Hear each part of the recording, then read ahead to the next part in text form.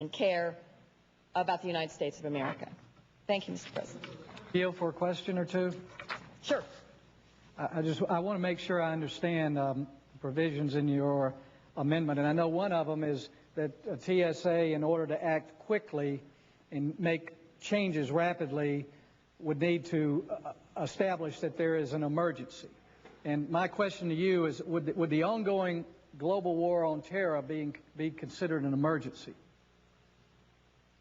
I do not believe that declaring that we have a problem with terrorism worldwide that is a status quo day in and day out would be considered a day-to-day emergency. The examples you used, however, Senator, of Hurricane Katrina or the necessity to respond in Lebanon, those issues, I think, certainly would be issues that the professionals at TSA, the officers, would want to respond quickly.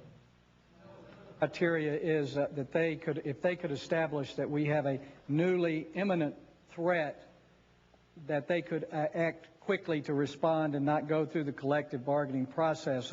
Would al-Qaeda be considered a newly imminent threat? Senator, I understand the point you're trying to make. I would say to you that there is a whole lot of things that some are trying to put under the rubric of a continuing threat against America. There have been proposals to take away some of the basic constitutional rights. There have been proposals to change the way we view some of the rights and privileges that Americans have.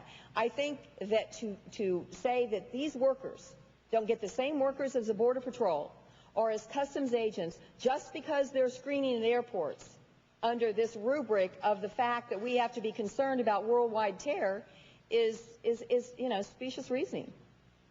If I could just make one last appeal. This is the collective bargaining procedures the border agents have for just one union.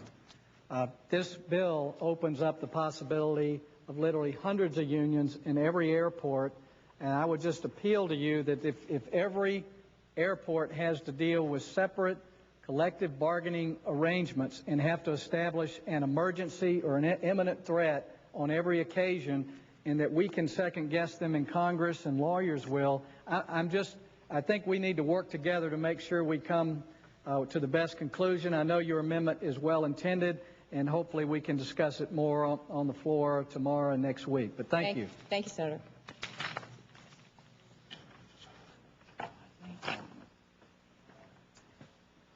Senator from Hawaii. Mr. President, I rise to speak against